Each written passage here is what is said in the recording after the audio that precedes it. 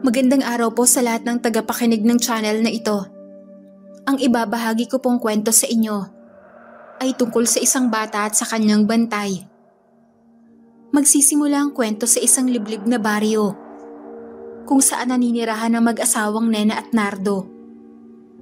Dahil malayo sa bayan, ay mahirap ang pamumuhay ng mag-asawa. Dahil pinili nilang manirahan sa bundok, malayo sa ibang mga tao. Dahil hindi lingid sa kaalaman ni Nardo na ang kanyang asawang si Nena ay may lahing aswang. Pero ang mga uri na aswang nila Nena ay mababait at hindi nananakit ng mga tao kung hindi kinakailangan. Nabubuhay ang kanilang pamilya sa pagkain ng mga hayop sa kagubatan at kabundukan. Kaya doon naninirahan ang pamilya nito kasama ng kanyang ama at ina. Samantalang si Nardo naman ay mula sa may kayang pamilya at aksidenteng nakilala si Nena noong nangangaso ito sa gubat. Nang magkamabutihan ang dalawa at kahit ipinagtapat ni Nena kay Nardo ang kanilang sikreto, ay hindi nagbago ang pagtingin ng Noy binata sa dalaga. Kaya iniwan ni Nardo ang karangyaan at piniling sumama sa pamilya ng dalaga. Kahit aswang ang ama at ina ni Nena, ay hindi naman namana ni Nena ang pagiging isang aswang. Dahil sa ang lalaki lamang sa angka ng mga ito ang nagiging aswang. Dahil yun ang sumpa sa kanilang pamilya.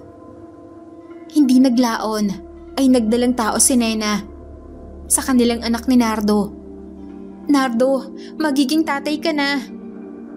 Wikang sabi ni Nena sa asawang si Nardo. Natuwang-tuwa naman sa narinig. Maging ang kanyang ama at inang si Lucio at Lucia ay natuwa din sa narinig.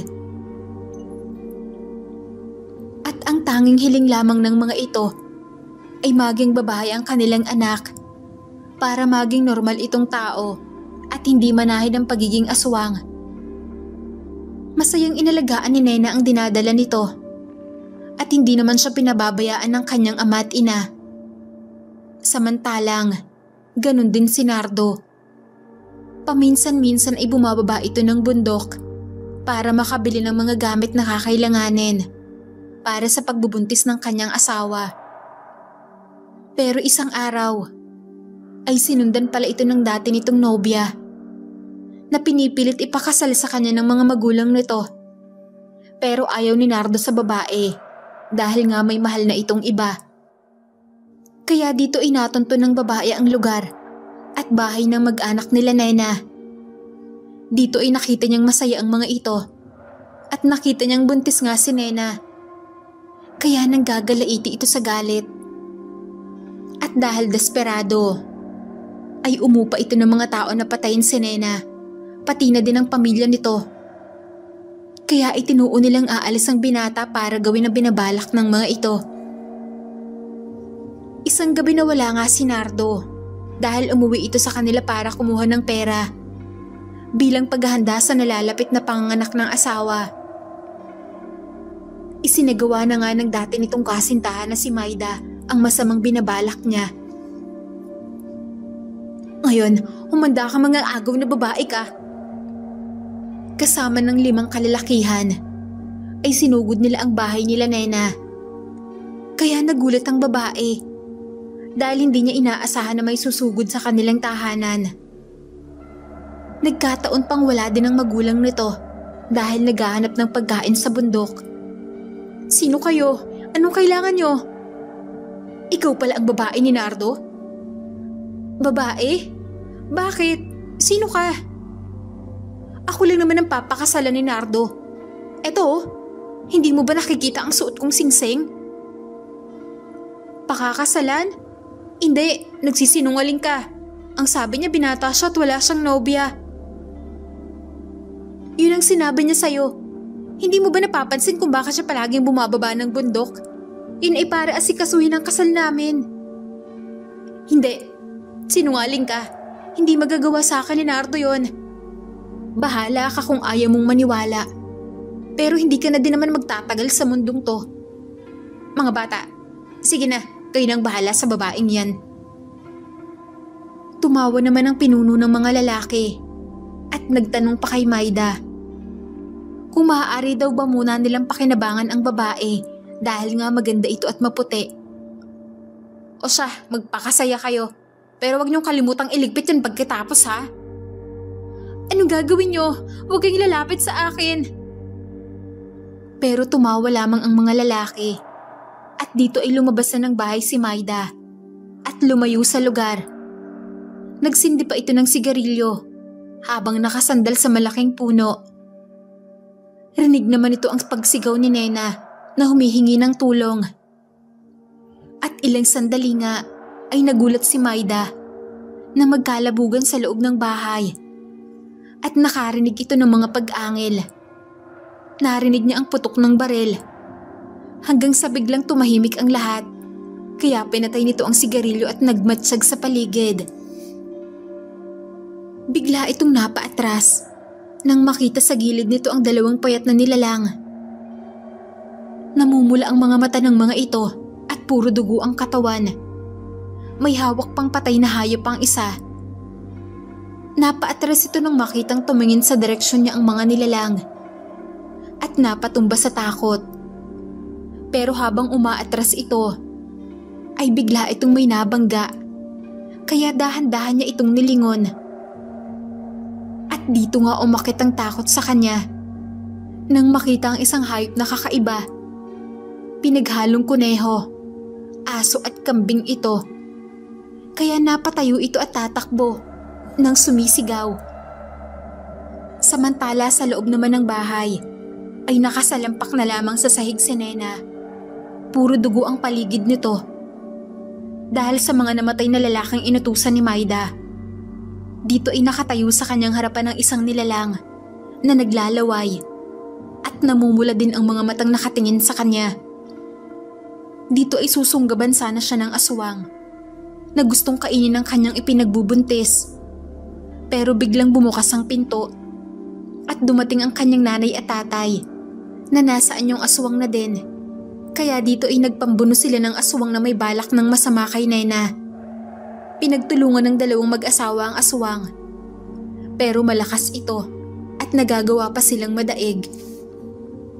Kaya sinabi ng ina ni Nena na tumakbo na ito dahil siya ang puntirya ng aswang na uhaw sa laman ng tao. Tumakbo nga si Nena palabas ng bahay nila habang sige sa pambuno ang tatlo hanggang sa sumali na din ang alagang sigbi ng kanyang ama. At dito nagawa nilang mapatay ang aswang. Pero madaming malubhang sugat naman ang tinamo ng kanyang mga magulang. Nay, Tay, ayos lang po ba kayo? Medyo hindi ayos, anak. Malalim ang tinamo kong sugat at ganun din ang tatay mo. Ano po ang gagawin ko, Nay? Sinabi naman ng kanyang ama na iabot sa kanilang lana at ipapahid umano nila sa katawan para mabilis gumaling ang kanilang sugat. Pero aabutan pa ito ng ilang araw. Kaya yun nga ang ginawa ni Nena. Lingid sa kaalaman nila, ay tumakbo pala si Maida at humingi ng tulong sa mga tao sa pinakamalapit na baryo. At sinabing pinatay umano ng mga aswang ang mga kasama nito. Kaya dito ay mabilis na tinipon ng kapitan ng mga tao at pinuntahan ng lugar na sinasabi nito. Agad naman itong nalaman ng ama ni Nena dahil sa alaga nitong sigbin. At dahil hindi pa magaling ang mga sugat nila, ay hindi sila makakatakas sa mga ito. Sinabi ng ina ni Nena na baka ang babaeng nakita nila kanina ang siyang nagsumbong at baka kasama umano nito ang mga napatay na lalaki ng kalaban nilang aswang. Ang sabi naman ni Nena, nakasama nga umano nito ang mga lalaking napatay nila. Ano po ang gagawin natin, Nay? Tay? Dito ay nagkatinginan na lamang ang dalawang matanda at sinabing umalis na ito at iwan na sila. Hindi ko po magagawa yon. Hindi ko po kayo pwedeng iwan.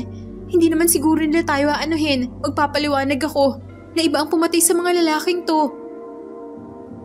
Ngunit nagwika ang kanyang ama na hindi na umano ito uubra dahil kahit anong paliwanag nila ay hindi sila papakinggan ng mga tao dahil sa mga patay na nakakalat sa loob ng kanilang tahanan. Kaya ang mabuti nitong gawin ay iligtas ang kanyang sarili at ang anak nito. Hayaan na umano nito sila at matanda na rin naman ang mga ito. Hanapin umano nito ang kanyang asawa at mamuhay ang mga ito ng maayos at payapa. Inutusan din ng kanyang ama ang alaga nitong Sigbin na bantayan ang kanyang magiging apo. Kaya dito ay itinulak na ang kanyang mga magulang si Nena palabas ng bahay. Umiiyak naman itong niyakap ng kanyang ama at ng kanyang ina sa huling pagkakataon. Dahil kahit aswang ang mga ito, ay mababait naman at hindi kailanman nananakit ng tao. Pero dahil papalapit na ang mga tao, ay hinila na si Nena papalayo ng Sigbin at isinarado na ang kanyang mga magulang ang pinto. Kaya umiiyak itong tumakbo papalayo sa lugar habang hawak-hawak ang kanyang tiyan. Nagtago ito sa malayo kung saan nakikita pa rin ito ang kanilang bahay. At dito nga nakita ni Nena ang pagpasok ng mga kalalakihan na may dalang itak, sibat at buntot pagi. Maya-maya ay nakita niyang hila-hila ng mga ito palabas ang bangkay ng kanyang mga magulang. Kaya napahagulhol na lamang ito sa iyak. Hanggang sa nakita niyang sinunog na ng mga itong kanilang bahay, kasama ng bangkay ng kanyang mga magulang.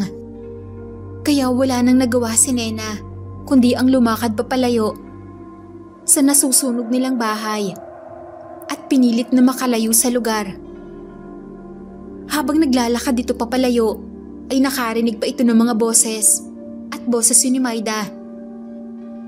"Bilisan nyo, baka nandito lang sa paligid ng anak ng mga aswang. 2 matanda lang ang nandoon. Hanapin nyo, madali kayo." Kaya dito ay kinabahan ito dahil may papalapit na mga sulu sa kanyang kinalalagyan. At may kasama pang aso ang mga ito. Hindi din siya makatakbo ng mabilis dahil nga sa buntis siya.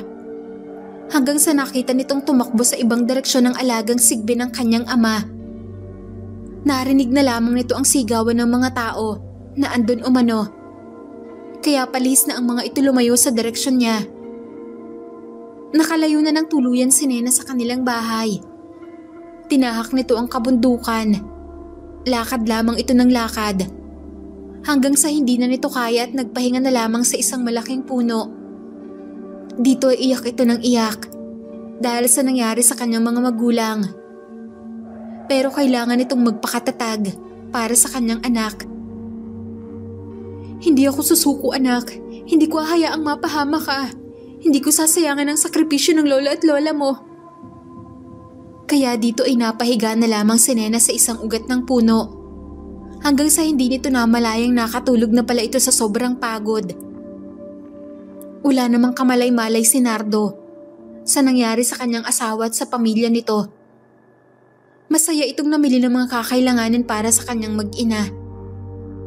Pero nang pabalik na sana ito, ay nagawa pa itong ma-hold up at masaksak at kinuha ang kanyang pera. Pinalo pa ito sa ulo, dahilan para mawalan ito ng malay. At pagising niya ay nasa ospital na ito. Samantala kay Nena naman, ay nagising lamang ito nang may gumising sa kanyang isang babae na may kasamang bata na nasa 10 taong gulang. "Miss, gising. Ayos ka lang ba?" "Nasaan ako? Sino kayo?" "Ikaw po ang dapat naming tanungin, Ale. Anong ginagawa mo dito sa gubat? Bakit ganyan ang itsura mo?" "Buntis ka pala at mukhang malapit ka ng mga anak ha. Nene, tulungan mo ang Ale. Alalayan mo para makatayo." "Sige po, nanay." Dito ay inalalayan ng mag-inang Nene at pasing ang buntis na si Nena para makaupo ito. Dito ay binigyan nila ito ng tubig at pagkain. "Eto po, Ale, oh. Tubig at saka po kamote." "Salamat, bata." Hinintay muna nilang makakain ito bago sila nagtanong ng kung anong nangyari. Napapaiyak naman si Nena nang maalala ang nangyari sa kanyang mga magulang. Kaya sinabi ni Paseng na hayaan na lang At huwag na lamang itong magkwento kung hindi pa nito kaya. Sinabihan na lamang ito ng mag-ina na sumama na muna sa kanila. Doon ka muna sa amin ng anak ko kung gusto mo. Pero maliit lang ang bahay namin dahil mahirap lang naman kami. Pero nakakaraos naman kahit papaano. Sumama naman si Nena sa mag-ina. Inilalaya naman ito ng batang si Nene. Kaya nagtanong si Nena kay Paseng kung bakit dalawa lamang sila ng anak niya at anong ginagawa nila sa bundok. Oo, dalawa lang kami namumuhay ng anak ko. Namatay kasi ang ama ni Nene noong 8 taon pa lang siya. Naaksidente itong madaganan ng gumuhong lupa. Ganun ba? Mabuti nakakaya mong itaguyod ang buhay niyong mag-ina. Oo. Sa una, akala ko hindi ko kaya at mahirap. Pero hindi naman ako pwedeng sumuko para sa anak ko. Kaya kahit mahirap, kinakaya ko. Ikaw ba? Nasaan ang tatay ng anak mo? Bakit ka napadpad sa bundok? Hindi ko na alam kung nasaan ang tatay nito. May pumatay kasi sa mga magulang ko. Pinatakas lang nila ako. Kaya ako napadpad sa bundok. Lakad takbo nga lang ang ginawa ko. Hanggang sa hindi ko na kaya. Nakatulog na ako kung saan niyo ko nakita. Naku, nakakahabag naman pala ang sinapit mo. Mga rebelde ba ang pumatay sa mga magulang mo? Mabuti nakatakas ka.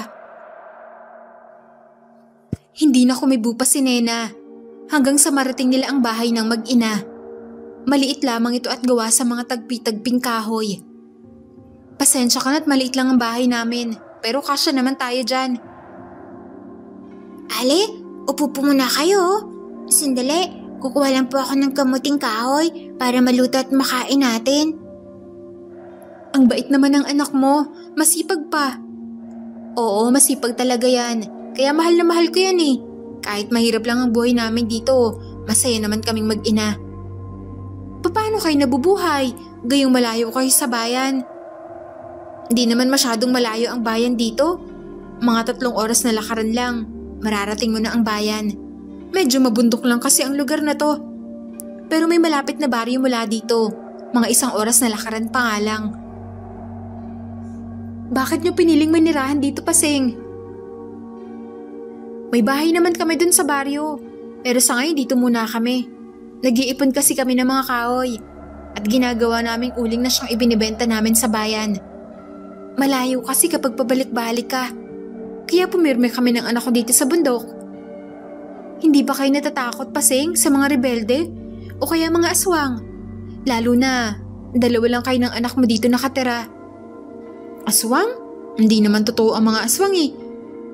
Lumaki na ako at tumanda, hindi pa ako nakakakita ng ganon. Rebelde oo, pero marunong naman kaming umiwas sa kanila. Hindi naman nagagawi ang mga yun dito eh. Natigil naman ang kanilang pag-uusap nang bumalik na si Nene na may dalang mga kamoting kahoy na ibinigay sa kanyang ina para mailuto ang mga ito. Kahit papano ay napapangiti si Nena kapag nakikita niya ang mag-inang Nene at Paseng, kaya nabuhayan din ito ng loob. Nang maluto na ang kamoting kahoy, ay kumain na silang 3 na kahit kamote lamang ang pagkain ay masaya pa rin ang mag-ina. Matapos kumain ay nagpaalam si Paseng na aalis muna ulit ito para maghanap ng mga kahoy na gagawin nilang uling. Iniwan naman ito si Nene para bantayan ang kanilang bisita. Natuwa naman si Nena sa pakikipagkwentuhan sa bata hanggang sa makabalik ang kanyang inang si Paseng. Lumipas ang ilang araw ay nanatili si Nena sa poder ng mag-ina at tumutulong din ito kahit papaano. Nang makatipon ng sapat na mga kahoy, ay kanila na itong inuuling. At nang makagawa na sila ng uling, ay matyagang pinupulot na mag-ina mga ito at inilalagay sa sako. Hanggang sa makaipon sila ng 3 sako. Tinalian ni Paseng ang 3 sako gamit ang baging at pinasan sa kanyang likod. Dito ay humanga si Nena kay Paseng. Dahil kahit mahirap ay kinakaya nito para lamang mabuhay sila ng anak nitong ulila na sa ama. Sumunod naman si Nena sa kanila hanggang sa makarating sila sa baryo kung saan may bahay din ang mag-ina. At gaya ng bahay nila sa bundok ay maliit lamang din ito. Pero kahit papaano ay maayos pa naman ang mga dingding. Ay salamat, nandito na tayo. Sandali po, Nay. Ikukuha po kita ng tubig. Dito ay ikinuha nga ng tubig ni Nene ang ina. Dahil sa pawis na pawis ito sa kakabuhat ng 3 sakong uling. Salamat anak. Bukas makakakain na din tayo ng kanin pag naibenta na natin to. Talaga, Nay? Matagal na din kasi akong hindi nakakakain ng kanin eh. Hindi lang yon. 3 to. Kaya makakabili pa tayo ng masarap na ulam. Tuwang-tuwa naman ang batang si Nene habang pinupunasan ng pawis ang mag-ina. Dito nga, kinabukasan ay binenta nila sa bayan ang mga uling na kanilang ginawa sa loob ng mahigit 1 linggo. Bumili nga ng baboy at bigas si Paseng na siyang pinagsaluhan ng 3. Hindi naman maalis ang ngiti sa pisngi ng batang si Nene dahil sa sarap ng kinakain nito. Samantala kay Nardo naman, makalipas ang ilang linggo sa ospital, ay nakalabas na ito sa tulong na din ni Maida. Ang babae ang palaging nagbabantay dito, pero hindi nito sinabi ang nangyari at ang ginawa niya. Kaya nang makalabas na ng ospital si Nardo, ay agad nitong tinungo ang bahay nila Nena sa bundok. Dito niya nakita ang bakas ng sunog.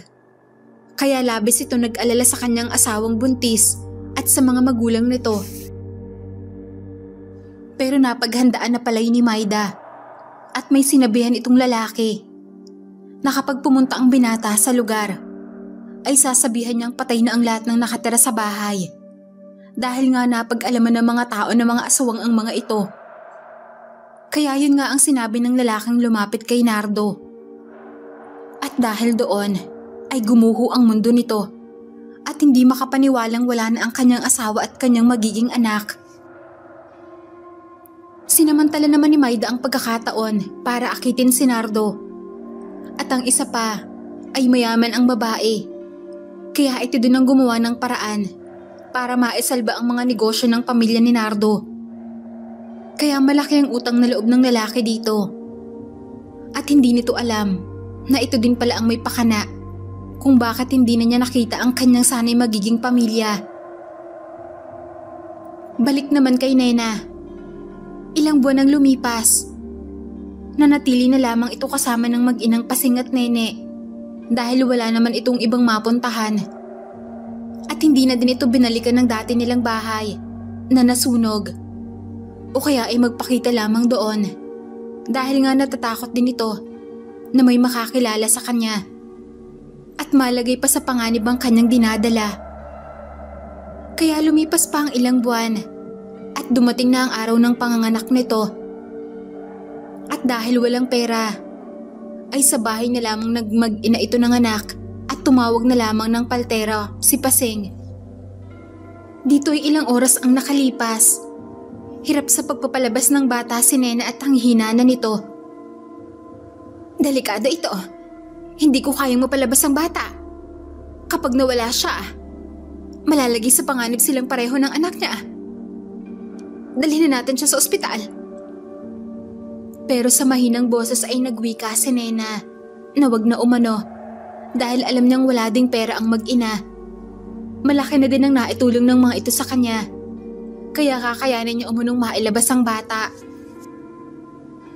Pero nangihina ka na, Nena. Baka kung anong mangyari sa'yo. Ang ipon natin, Nay, para sa pag-aaral ko. Gamitin muna natin para madala sa ospital si Tia Nena. Pero dito ay mariing tumutol si Nena at sinabihan nito ang paltera na ilalabas niya ang bata kahit anong mangyari. Dito nga ay umere ito ng todo gamit ang buo nitong natitirang lakas. At nakita nga ng paltera ang bata, kaya hinugot na niya ito. Umiyak nga ang sanggol, kaya napangiti naman sila Nene at Paseng. Nena, lumabas na ang anak mo. Babae siya, Nena. Nena? Nena! Dito ay nakita ni Paseng si Nena na nangihina na at may binubulong ito. Kaya inilapit ni Paseng ang tenga nito kay Nena. Paseng, Salamat sa inyo ni Nene. Naging masaya akong kasama kayo. Kahit sandali lang. Ikaw na sana ang bahala sa anak ko, Paseng ha. Huwag mo siyang papabayaan. Hanapin niyo ang ama niya. Pakiusap. Ang ama niya ay nagngangalan na. Dito ay naputol na ang boses ni Nena dahil nawala na ito ng hininga. Kasabay ng ingay na dala ng pag-iyak ng kanyang anak, ay siya namang katahimikan ang bumalot sa pagpanaw ni Nena. Kaya hindi naman maiwasang mapaluhan ni Paseng sa nangyari kay Nena at sa isipang paano niya bubuhayin ang bata. Nay, ano pong nangyari kay Tia Nena? Nakatulog ba siya? Wala na siya, anak. Pumanaw na ang Tia Nena mo. Ano po? Paano po ang baby niya? Tayo ang mag-aalaga sa sanggol, anak. Mahirap, pero kakayanin natin. Akong bahala sa inyo. Maging si Nene ay naluha na din sa pagpanaw ni Nena. Dahil na din sa awa sa bagong silang na sanggol na wala ng ina at wala pang ama. Sa murang edad ay naiintindihan kasi ni Nene ang hirap ng kanyang ina. Simula nang mamatay ang kanyang ama. Kaya naawa ito sa sanggol na mabubuhay na walang pamilya. Sige po, Nay. Tayo nalang mag-aalaga kay baby. Ituturing ko siyang kapatid. Aalagaan. At puprotektahan kahit anong mangyari. Niyakap na lamang ni Paseng ang anak na si Nene. At nang araw nga din na yon, ay nagpatulong si Paseng sa kanilang kababaryo para ilibing si Nena. Walang lamay na naganap dahil wala naman itong pamilya. Kaya agad nilang inilibing ang bangkay nito. Dito ay pinagsikapan ni Paseng na buhayin ng dalawang bata. Ito ang nagtatrabaho. At lahat ay ginawa nito na pwedeng mapagkakitaan. Pinasok na ni Paseng, habang si Nenay naman ang nagbabantay sa sanggol na pinangalanan nilang si Inday. O Inday, huwag ka mag-alala. Kahit wala ka ng nanay, nandito naman kami ni Nanay Paseng para sa'yo. At ako magiging ate mo. Aalagaan kita, Inday. Wika ng batang si Nene habang binabantayan nito ang sanggol na si Inday. At dahil nga palaging wala si Paseng, dahil sa naghahanap ito ng pagkakakitaan, ay palaging naiiwan sa Nene at ang sanggol sa kanilang bahay.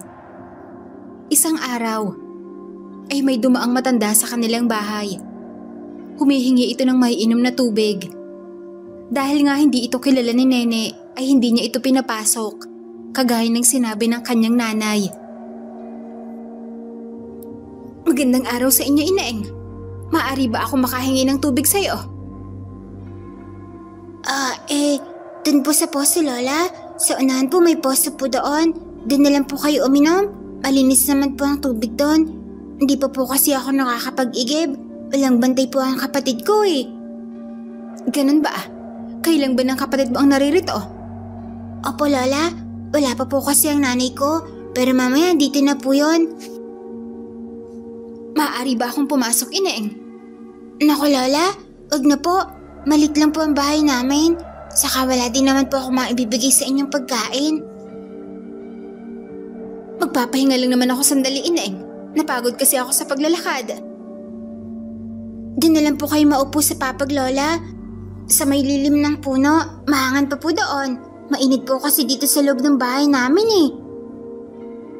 Nainis naman ng matanda dahil ayaw talaga siyang papasukin ng batang si Nene at madami itong dahilan. Hindi dahil sa alam nito na aswang ang matanda, kundi dahil ayaw niyang maistorbo ang tulog ng kanyang kapatid na si Inday. At isa pa, ay nababahuan din siya sa amoy ng matanda, kaya hindi niya talaga ito pinapapasok. Wala nang nagawa ang matanda kundi ang maupo sa papag na itinuro sa kanya ng bata. Maya-maya ay may tumawag naman kay Nene at isa ito sa kanilang kababaryo na si Aling Bebang. Nadinalan sila ng ulam nito dahil naaawa ito sa mga bata. Nene, andyan ka ba? Apo, Aling Bebang. Huwag po kayo masyadong maingay. Tulog pa po si Inday. Ganun ba? Pasensya ka na. Eto, dinalan ko kayo ng ulam. Nilagang baka yan, para masarap ang ulam niyo mamaya. Wow, Salamat po, Aling Bebang. Ang bait niyo po. Aling Bebang, kilala niyo ba ang matandang yon?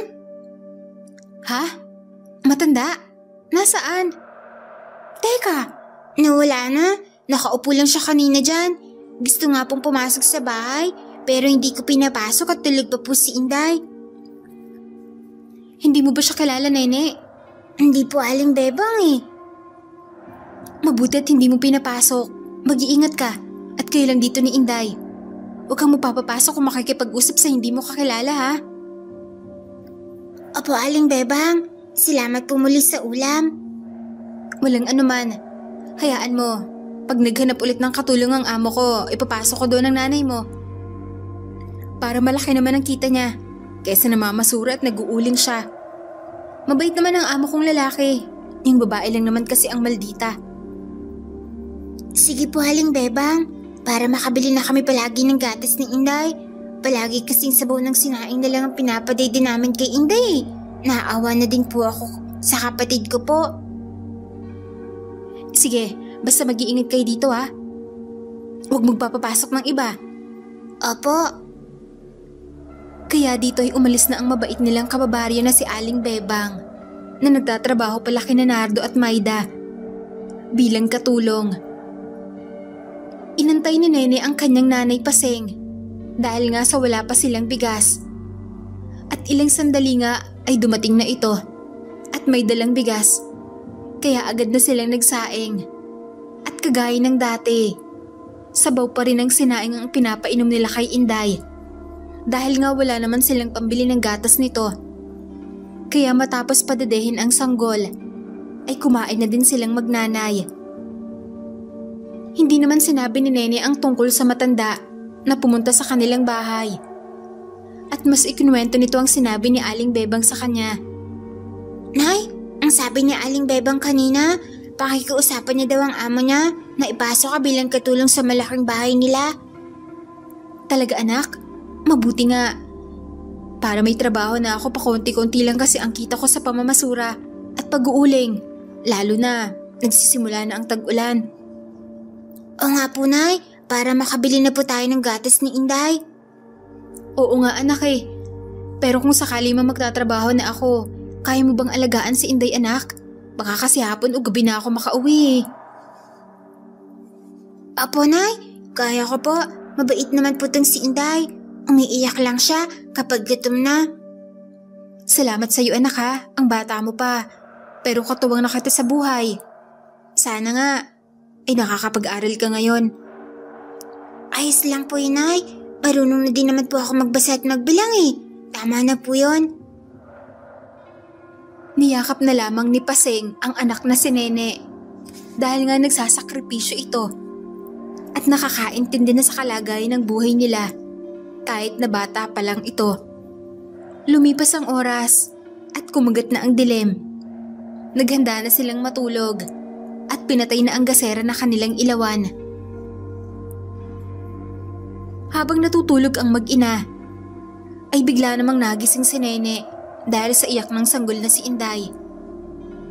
Bumangon ito at sinilip ang sanggol para patahanin. Pero ayaw talaga nitong tumigil sa kakaiyak. Kaya ginising na niya ang kanyang nanay Paseng. Ngunit kahit anong yugyug nito, ay hindi magising-gising ang kanyang ina. Maya-maya pa, ay nakarinig na ito ng alulong ng mga aso. Kaya naman biglang kinabahan si Nene. Tumatayo ang balahibo nito sa alulong ng mga aso. Dagdag pa, na ayaw magising ng kanyang nanay Paseng. Ilang sandali lang, ay nakarinig na ito ng huni ng kuto-kuto sa labas ng kanilang bahay. Bagamat hindi pa nakakakita ng aswang, ay hindi naman lingid sa bata ang mga ganitong tunog. Kaya kinabahan ito, dahil paikot-ikot sa bahay ang nilalang na nasa labas, at sige pa rin ang pag-iyak ni Inday. Pero kahit kinakabahan na ito, ay hindi nagpadaig si Nene. At kumuha ito ng asin at tumabi sa sanggol. Ilang sandali pa, ay nakarinig na ito ng mga pagkaluskos at katok sa kanilang pinto. Kung sino ka man, Umalis ka na. Pero sige pa rin sa pagkatok ang nilalang sa pinto at sige pa rin sa pag-iyak ang sanggol na si Inday. Huwag kang matakot, Inday. Hindi ka pababayaan ng ate nenay mo. Kung sino ka man, umalis ka na dito. Kung hindi, sasabuyan talaga kita ng asin. Dito ay bigla namang nawala ang pagkatok at tumahimik ang paligid. Pero umiiyak pa rin ang sanggol. Hanggang sa biglang nakarinig na lamang si Nene. Nang tila may nag-aaway na kung anong mga hayop sa labas. Sinilip niya ito at dito niya nakita ang isang aso na walang mga balahibo at nakikipagbuno sa isang hayop na hindi niya mawari kung aso, kambing o kuneho. Pero mabilis itong kumilos at hindi nito hinahayaang makalapit ang malaking aso na walang mga balahibo sa kanilang bahay. Imbes na matakot, ay parang namangha pa si Nene sa nakikitang pag-aaway ng dalawang hayop. Hanggang sa tumakbo na lamang bigla ang aso na walang mga balahibo, papalayo sa kanilang bahay. At dito na nakita ni Nene na tumigil na sa pag-iyak si Inday. At ngumingiti ito na tila hindi na natatakot sa kung anumang nilalang ang nasa labas ng kanilang bahay. Nang silipin muli ni Nene ang nilalang, ay wala na ito. At doon ay nagising na din ang kanyang nanay Paseng. Nene, bakit gising ka pa anak? Nagising ba si Inday? Opo, Nay. Pinatahan ko lang po si Inday. Umiiyak po siya kanina eh. Ganun ba? Aka na. Ako na magpapatulog sa kanya. Matulog ka na din. Anong oras na oh? Ibinigay naman ni Nene si Inday sa kanyang nanay Paseng. At hindi na lamang nito binanggit sa kanyang ina ang nakita niya. Nahiga na lamang ito. Lumipas ang ilang araw, ay pumunta ang kanilang kababaryong si Aling Bebang sa kanilang bahay. Paseng, Nene, andyan ba kayo? O Aling Bebang, bakit po? Paseng, pumayag na ang amo ko na kumuha ng dagdag na katulong, kaya pwede ka na magsimula bukas. Talaga po Aling Bebang? Naku, maraming salamat po sa inyo. Malaking tulong po sa aming mag-ina po na may trabaho ako. Kaya nga, saka pwede ka namang umuwi ng hapon. Papasok ka lang ng alas 7 ng umaga. Pwede ka nang umuwi ng alas 5. Sige po Aling Bebang, para naman nandito ako sa bahay kapag gabi at walang kasama si Nene at Inday dito. O paano? Susunduin kita bukas ng alas 5 para hindi tayo mahuli. Sige po Aling Bebang, maraming salamat po talaga sa inyo. Kaya dito ay tuwang-tuwa ang mag-inang Nene at Paseng. Nay, mabibilhan na po natin ng gatas si Inday. Oo anak, sa sweldo ko, bibili ka agad tayo ng gatas ni Inday. Nag-umpisa na magtrabaho si Paseng sa bahay nila Nardo at Maida. Kagaya ng sinabi ni Aling Bebang ay napakabait ni Nardo. Pero napakamatapobre naman ni Maida. At palaging galit ito. Pero hindi din ito pumipirme ng kanilang bahay. Kaya maayos naman nakakapagtrabaho sina Paseng at Aling Bebang. Aling Bebang, bakit ganyan si Mamayda? Ang sungit at ang sama ng ugali. Mabuti pa si Sir Nardo ang bait, pero palaging malungkutan nga lang. Naku Paseng, hayaan mo na mag-asawa. Asikasuhin mo na lang trabaho mo. Siguro ganyan lang ang mga yan at walang anak. Natapos ang unang araw ni Paseng sa pagtatrabaho sa bahay ng mag-asawang Nardo at Maida. Kaya nagpaalam na ito sa kanilang amo. Mauna na po ako sir, tapos na din po ako maglinis at maglaba. Babalik na lang po ako bukas para maplansya at matupi ang mga nilabhan ko. Hapon na po kasi natuyo eh. Kasi nag-aantay pa sa akin ng mga anak ko, wala silang kasama. Pinayagan naman ni Nardo si Paseng na umuwi na. Pero bago ito umalis, ay kumuha ito ng pagkain. Kagaya ng mga tinapay, gatas, tsokolate, at binigyan ng pera si Paseng para bumili umano ng lechong manok upang ipasalubong sa mga anak nito. Naku sir, ang dami naman ito. Iisa lang naman ang anak kong kakain ito at isa-isang gul pa po. Dito ay nagwika si Nardo. Na ganun ba umano? May sanggol pa pala itong anak. Kaya kumuha muli ito ng pera pandagdag para ibili niya umano ng gatas ng anak niya. Nako sir, maraming salamat po. Makakabili na po ako ng gatas ni Inday. Pero sir, hindi ko naman po siya talaga. Dito ay sasabihin sana ni Paseng na hindi niya tunay na anak si Inday at anak lamang ito ng kaibigan niyang si Nena. Pero hindi na niya ito masabi nang marinig nila ang sigaw ni Maida at lasing na naman ito. Sinabi ni Nardo na umalis na ito. Baka kasi makita pa siya ng asawa nito. Alam niya kasing ayaw na ayaw nitong tumutulong siya sa iba. Mabilis nang umuwi si Paseng. Dala ang pinamigay na pagkain ni Nardo. At bumili nga ito ng gatas at ulam nilang lechon manok. Ang bait talaga ni Sir Nardo, tsakong matutuwa nito si Nene. Kaya pagdating ni Paseng ng kanilang bahay, ay tuwang-tuwa si Nene sa mga dala nito. Oh nanay, ang dami naman yan. Saka may lechon manok pa't gatas ni Inday.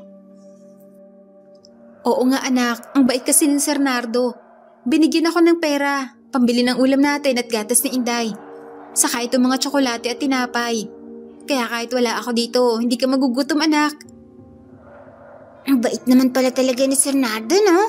Ayun Inday, binilan ka ni Sir Nardo ng gatas mo. Dito ay nakita naman ni Nene na humiti ang sanggol na si Inday. Kaya tuwang-tuwa din ang bata sa dami ng kanilang pagkain. Lalo na nang may lechong manok pa silang ulam na ngayon lamang niya matitikman. Kumain na nga sila at pinadede na nga ang sanggol ng gatas. At pagkatapos ay natulog na sila mag-iina, nabusog at masaya. Kinabukasan ay maaga namang gumising si Paseng para pumasok sa trabaho. Kaya naiwan na naman si Nene na magbantay kay Inday. Ilang linggo ang lumipas, ay nag-umpisa na nga ang tag-ulan. Kaya tumutulo ang bubong ng bahay nila Nene. Dahil maliit lang ito, ay hindi naman nila may iwasan maambunan, pati na ang sanggol. Isang araw, nang timplahan ni Nene ng gatas si Inday, dahil nga umiiyak ito, ay ayaw namang dumede ng bata. Iyak lamang ito ng iyak. Binuhat na lamang ito ni Nene. At dito niya nalaman na mataas ang lagnat ng sanggol. Ala Inday, ang taas ng lagnat mo. Anong gagawin ko? Wala pa naman dito si nanay. Dito iyak na nang iyak si Inday. Kaya hindi na natiis ni Nene ang iyak ng kawawang sanggol. Binalot niya ito sa plastic para hindi mabasa. At sinuong ang ulan papunta ng bayan. Kahit makulimlim at may kalayuan ng bayan, ay hindi naman ito alintana ng batang si Nene. Dahil nga baka kung mapano si Inday. Dahil ayaw nitong tumigil sa kakaiyak at mainit na mainit ito. Habang sinusuong ni Nene ang daan, ay kita naman niya sa gilid nito ang isang hayop na tila sinusundan siya. Pero hindi naman ito lumalapit sa kanya. At ito din ang hayop na kumakalaban sa isang aso noong isang gabi. Tumigil ang iyak ng sanggol, pero mainit pa rin ito. Kaibigan mo ba ang hayop na yun, Inday? Mukhang binabantayan ka niya. Baka kaibigan niya ng mama mo dati. Dito ay nagmadali na si Nene hanggang sa makarating ito sa bahay ni Leonardo at Maida. Alam na kasi ni Nene ang papunta dito. Dahil minsan na siyang naisama noon ni Aling Bebang nang may kinuha itong pagkain at damit ng bata na ipinabibigay ni Nardo. Kumatok ito sa pinto. Nay Paseng, pagbuksan niyo po ako. May lagnat po si Inday. Dito ay biglang bumukas ang pinto at si Maida ang nagbukas nito. Sino ka? Anong kailangan mo? Doon ka sa ibang bahay mamalimos, wag dito. Hindi po ako namamalimos, ma'am. Anak po ako ni Paseng. Nandyan po ba siya? Kasi po may lagnat po ang kapatid ko. Walang Paseng dito. Umalis ka na nga, ang dumi-dumi mo. Dito ay sinara na ni Maida ang pintuan kahit na umaambon. Ay hindi man lang nito pinapasok ang batang si Nene. Nakarga pa ang sanggol na si Inday. Ma'am, sandali po. Tawagin niyo po ang nanay ko. Pero hindi na muling bumukas ang pinto hanggang sa bigla namang dumating si Nardo. sakay sa sasakyan nito at nakita si Nenay na inaambunan ng ulan. Kaya kaagad itong bumaba ng sasakyan at nilapitan ng bata. Tinanong kung bakit ito nagpapaulan. Tinatawag ko lang po ang nanay ko kasi po inaapoy ng lagnat ang kapatid ko. Diyan po ba siya sa bahay na nagtatrabaho? Nakita ni Nardo na may karga nga itong sanggol, kaya agad niya itong kinuha. Dito nga ay may kung anong lukso ng dugo ang naramdaman ni Nardo sa sanggol. Pero naramdaman niyang mainit ito, kaya dali-dali niyang pinasakay si Nene sa sasakyan at dinala sa ospital ang sanggol. Inasikaso ni Nardo ang lahat upang magamot ang sanggol at binilhan pa nito ng damit si Nene dahil nga basa ang bata. Pansamantalang mananatili muna sa ospital ang sanggol na si Inday dahil nga sa mataas nitong lagnat. Gagaling na po ba si Inday? Tanong ng nag-aalalang si Nene. Kaya pinanatag naman ni Nardo ang kalooban ng bata at sinabing magiging maayos din umano ito. Binabantayan na ito ng mga nurse. Salamat po sa inyo, Sir Nardo. Kung hindi po dahil sa inyo, baka kung napano na po si Inday. Dito hinaplos na lamang ni Nardo ang ulo ng batang si Nene at sinabing ang bait umano nito. Kaya niyaya niya muna itong kumain dahil baka gutom ang bata sa layo ng kanyang nilakad. Alam kasi ni Nardo ang lugar nila Nene dahil nakapunta na siya sa bahay nila Aling Bebang. Hindi po ako nagugutom, Sir Nardo. Dito na lang po ako. Magbabantay po ako kay Inday. Saka pwede po bang pakasabi na lang kay Nanay Paseng na nasa ospital ako? Baka kasi uuwi yun at hindi niya kami madatnan ni Inday. Hindi kasi ako pinapasok ng asawa niyo po kanina sa bahay niyo. Kaya hindi po alam ni Nanay na dinala po natin si Inday sa ospital. Galit na galit naman si Nardo sa kanyang nalaman. Sinabi niya kay Nene na sige na umano at sasabihin niya sa nanay nitong si Paseng na narito siya sa ospital. Kaya nagpaalam na si Nardo kay Nene. Binigyan pa niya ang bata ng pera at sinabing itago muna niya ito. Baka sakaling magutom ito. Para may ipangbibili siya. Umalis na ito at hinabilin pa ang bata sa ilang mga nurse ng ospital na nangako naman na titingnan nila ito. Pagdating ng bahay nila ay agad namang sinabihan ni Nardo si Paseng na puntahan ng anak sa ospital. Dinala nila ito kanina nang makita niya ito sa labas ng bahay. Inaapoy umano ng lagnat ang bunso niya kaya isinugod nila ito. Andun din umano si Nene kaya lumakad na ito. Sabay abot nito ng pera kay Paseng at sinabing huwag itong mag-alala sa mga gastusin sa ospital at siya na umano ang bahala. Agad namang lumakad si Paseng at dito ay nag-away nga ang mag-asawa dahil sa ginawa ni Maida na pabayaan ng mga bata na muntik ng makonbulsyon kung hindi na agapan. Aba, pakialam ko naman doon. Di ko naman kaano-ano yung batang yon. Saka bakit ka ba nag-aaksaya ng pera sa hindi mo naman kaano-ano? Sinabi naman ni Nardo na ang sama umano pala talaga ng ugali nito. Kung alam niya lang, ay hindi na sana ito nagpakasal dito. Sana ay ano, ha, Nardo? Kung buhay lang ang nobya mong aswang na ipinagpalit mo sa akin dati? Dito ay nagulat si Nardo sa sinabi ni Maida. Kaya tinanong niya ito kung paano niya umano nalaman na may nobya siya. Tinanong pa ito ni Nardo kung may kinalaman ba umano ito sa nangyaring pagkasunog at pagpatay sa pamilya ni Nena. Huwag mo kong pagbintangan ha, wala akong alam sa sinasabi mo. Sabay iwas ni Maida at pumunta ito sa kanilang kwarto. Duda naman si Nardo sa ikinilos ng asawa nito at malakas ang pakiramdam nito. Baka may kinalaman nito sa pagkapatay ng kanyang mag-ina noon at ng pamilya nito. Pero hinayaan na muna niya ito. Samantalang, dumating naman si Paseng sa ospital at nakita si Nene na nakabantay sa gilid ng sanggol na si Inday. Kaya nilapitan niya ito. Nene, anak. Nanay Paseng, Mabuti po narito na kayo. Si Inday po, sinugod naman sa ospital kanina na Sir Nardo. Kasi ang taas po ng lagnat niya. Oo anak, sinabi sa akin ni Sir ang nangyari. Ikaw, kamusta ka? Ayos ka lang ba anak? Apo Nay, ayos lang po ako.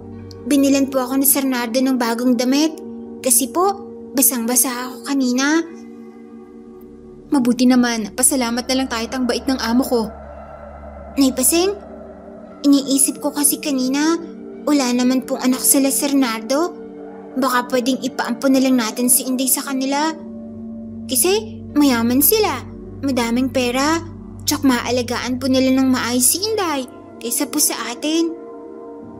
Gusto mo ba na ipaampon na lang natin si Inday, Nene? Kung ako po nanay, ayaw ko din po sana. Pero naawa po ako kay Inday kapag nagkakasakit siya.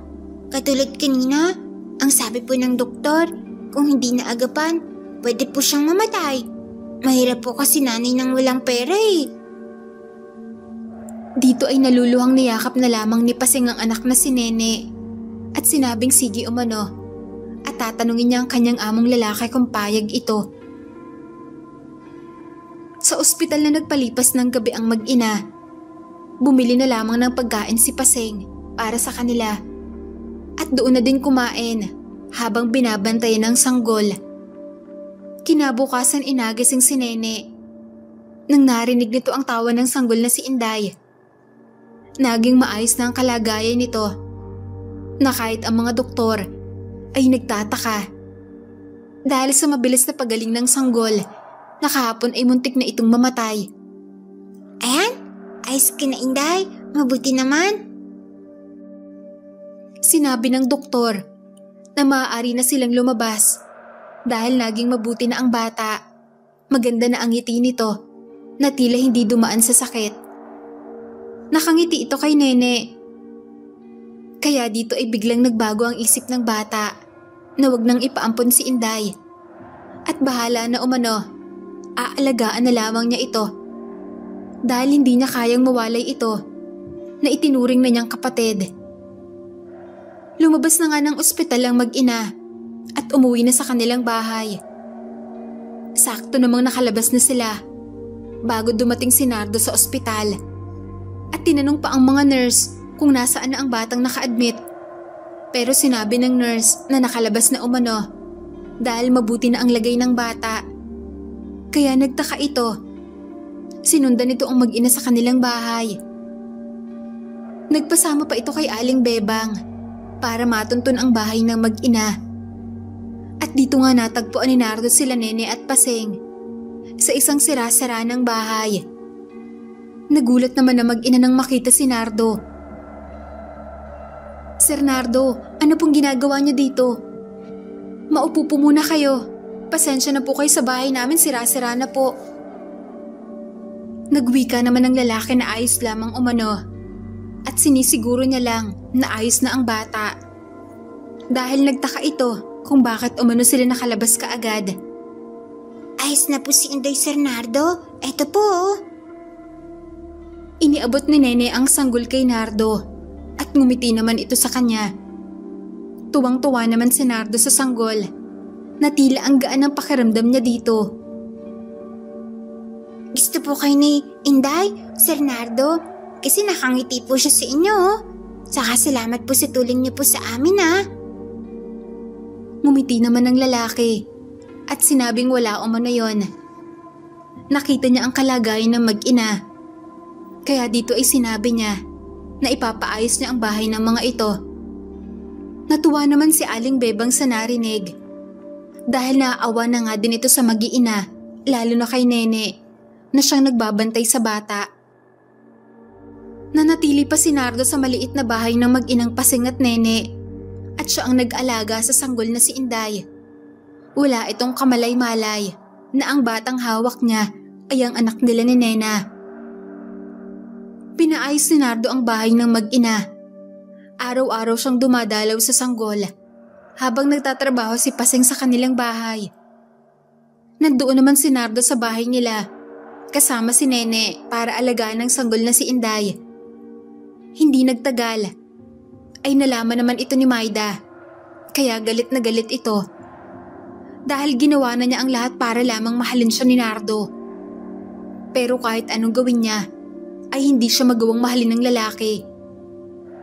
Parati itong umaalis ng bahay nila, kaya wala itong oras sa kanya. Kaya naglalasing na lamang ito. Ngayon na nalaman niyang masaya ito sa pag-aalaga sa isang sanggol, ay naisip na naman ni Maida na gawa ng masama ang mga bata. Kagaya ng ginawa noon sa karibal niyang si Nena at sa mga magulang nito.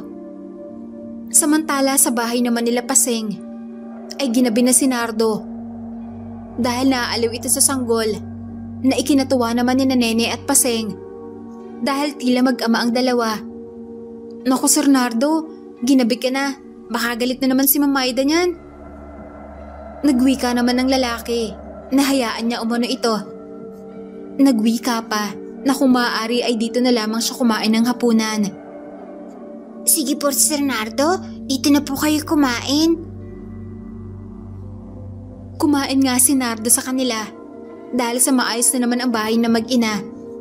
At medyo malaki-laki na ito. Kaya nakakagalaw na sila ng maayos. Masaya namang kumakain ng tatlo.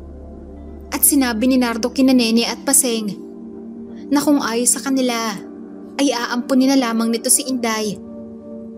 Nang sa ganon ay siya na ang mag-aalaga dito. Ano po?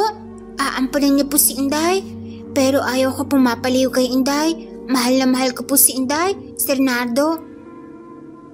Nagwika si Nardo na hindi naman umano ito mapapalayo kay Inday. At pwede na naman itong dalawin kahit anong oras. Isa pa, para malaya na itong magbantay kay Inday habang nagtatrabaho ang kanyang nanay Paseng. Dahil ipapasok niya ito sa paaralan para makapag-aral na ito. Nagkatingin na naman na mag-inang Paseng at Nene. Talaga po Sir Nardo? Totoo po ba ang narinig ko? Ipapasok niya si Nene sa paaralan? Nagwika ang lalaki na oo umano at siya ang bahala sa lahat ng gastos. At huwag mag-alala si Nene dahil makakasama niya pa rin naman si Inday. Kapag wala itong pasok, ay siya ang magbantay doon sa bahay nila. Tuwang-tuwa naman ang mag-ina at pumayag ng ipaampon si Inday kay Nardo. Kaya matapos ang kanilang pag-uusap, ay uuwi na sana ito. Nang bigla namang bumuhos ang malakas na ulan, kaya hindi na ito nakauwi. Wala na itong nagawa, kundi doon na lamang magpalipas ng gabi sa bahay na mag-ina. Sumapit ang hating gabi. Tumigil na ang ulan. Habang natutulog naman sila, ay muling nagising si Nene dahil sa pag-iyak ni Inday. Kaya napabangon muli ito. Napabangon din si Nardo dahil nga naramdaman itong bumangon si Nene samantalang tulog pa rin si Paseng. Inday, bakit? Wala ka namang lagnat ah. Nagugutom ka ba? Lumapit si Nardo kay Nene para sana kunin si Inday. Nang bigla silang nakarinig ng alulungan ng mga aso at pamilyar rin kay Nene. Naku Sir Nardo, bumalik na naman siya. Yung malaking aso na wala pong balahibo. Dito ay alam na ni Nardo na aswang ang tinutukoy ni Nene. Dahil hindi naman bago sa kanya ang ganito. Dahil nga nakasama niya din ang pamilya ni Nene na mga aswang. Sinabihan niya si Nene na bantayan si Inday at gisingin ang kanyang nanay Paseng. Sinunod naman niya ni Nene. Pero kahit anong pagyugyug talaga ang gawin niya sa kanyang nanay, ay ayaw talaga nitong magising. Kaya hinayaan na lamang niya ito. Nakarinig naman sila ng kaluskusan sa paligid at mas tumindi pa ang pag-iyak ni Inday. Inday, huwag kang matakot. Narito ang ate Nene at Sir Nardo. Hindi ka namin pababayaan. Maya-maya ay may kumatok na sa pinto ng bahay nila Nene. Kaya hinugot ni Nardo ang balisong nito na gawa sa tanso na lagi niyang dala.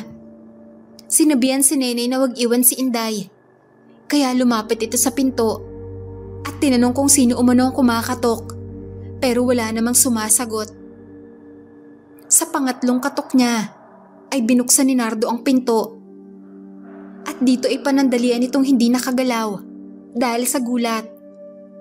Nang makita ang isang nakakatakot na nilalang na nagbabaga ang mga mata, kulubot ang mukha at naglalaway. Agad siyang hinila ng nilalang palabas ng bahay at hinagis. Kaya napatilapon si Nardo. Nabitiwan nito ang kanyang balisong.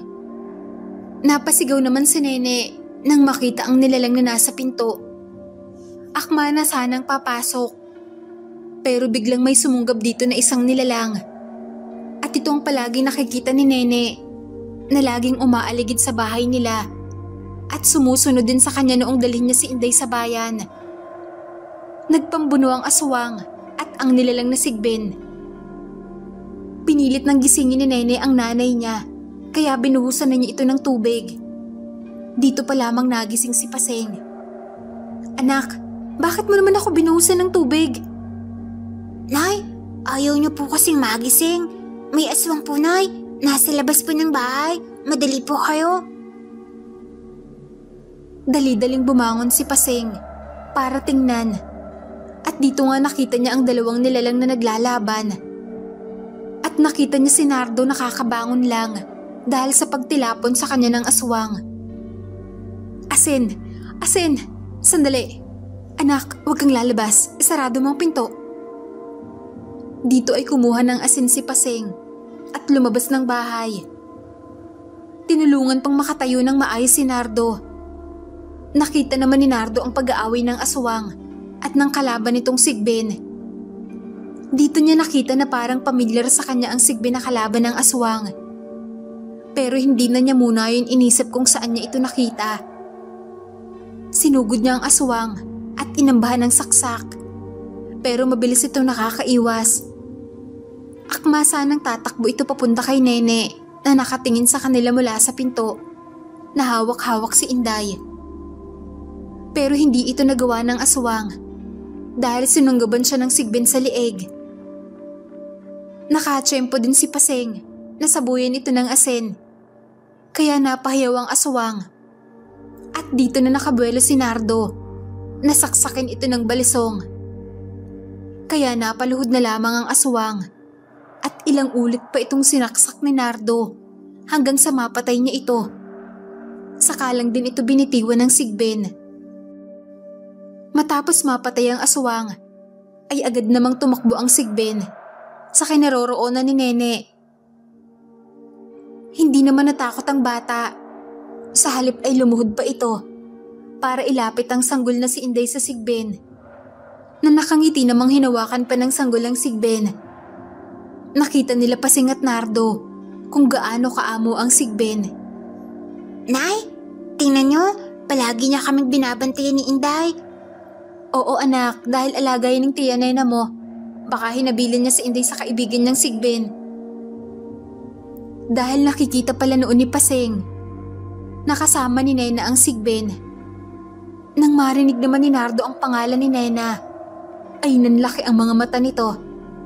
At tila naalala na ang sigbin nga ay ang alaga ng ama ni Nena. Kaya agad nitong tinanong si Paseng kung kilala niya ba umano si Nena. Opo, Sir Nardo. Kaibigan ko si Nena. Natagpuan siya namin ni Nenay sa bundok habang nag-uuling pa kami. Si Nena ang tunay na ina ni Inday. Kaso namatay ito nang ipinanganak niya ang bata. Hinabilin nga sa akin na hanapin ko daw ang ama ng bata kaso hindi ko naman po kilala kung sino. Napaiyak naman si Nardo na lumapit sa anak niya, ang anak nila ni Nena. Napaluhod ito at kinuha nito si Inday kay Nene at nagwika na kaya pala ang gaan ng loob niya sa bata dahil anak niya pala talaga ito. Sinabi niya kay Nene at Paseng na kasintahan niya si Nena at may sumunog sa bahay ng mga ito. Ang akala niya ay patay na ito at nakasama ito sa nasunog na bahay, pero hindi pala. At ngayon ay buhay ang anak nila. Kapwa naman nagulat sina Paseng at Nene sa kanilang nalaman. Pero mas nagulat sila nang may nagsalita. At ito ay si Maida na may hawak na baril. Nabuhay pa pala ang babaeng aswang na yon. Pero mabuti at namatay na din. Hindi ako papayag na mabuhay pa ang anak niya. Dito ay itinutok nito ang baril sa sanggol at pinaputok. Mabilis namang pinotektahan ni Nardo ang sanggol para hindi ito tamaan. Pero nagulat ito nang humarang din si Nene, kaya ang bata ang tinamaan ng bala. "Nene, anak!" Dito ay magpapaputok pa sanang muli si Maida. Pero hindi ito nakatama nang sunggaban ito ng sigben sa leeg at pinagkakagat. Nilapain ng sigben na tila galit na galit sa kanya hanggang sa mamatay ito. "Nene! Anak! Nene!" Nay, ayos lang po ba si Inday? "Oo anak, pero ikaw anak. Nene, anak ko." Dito ay dumating naman sila Aling Bebang at ang iba pa nilang kababaryo dahil sa narinig na putok ng baril. Nakita nga nila ang nangyari. Bigla namang tumakbo ang sigben, kaya naabutan lang nila ang patay na katawan ni Maida. Pati na din ang aswang.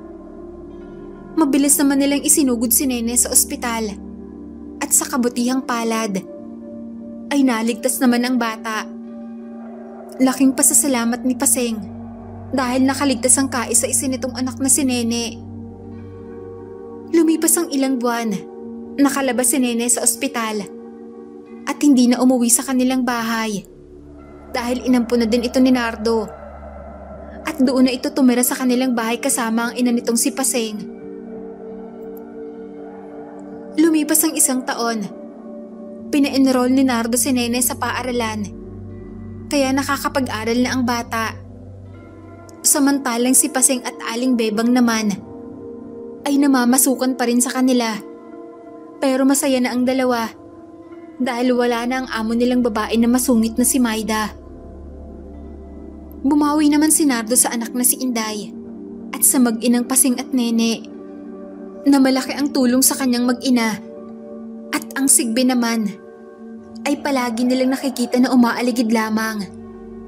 Kapag walang pasok naman si Nene, ay kalaro nito si Inday. Kaya napapangiti na lamang si Nardo kapag nakikita ang dalawa. Sinabi sa isip niya na kung saan man umano ang asawa niyang si Nena, ay panatag na ito dahil hindi lamang isa, kundi marami ang bantay ni Inday. Dito ko na po tatapusin ang aking kwento. Sana po ay nagustuhan ninyo. Salamat. At muli ay magandang araw po sa lahat.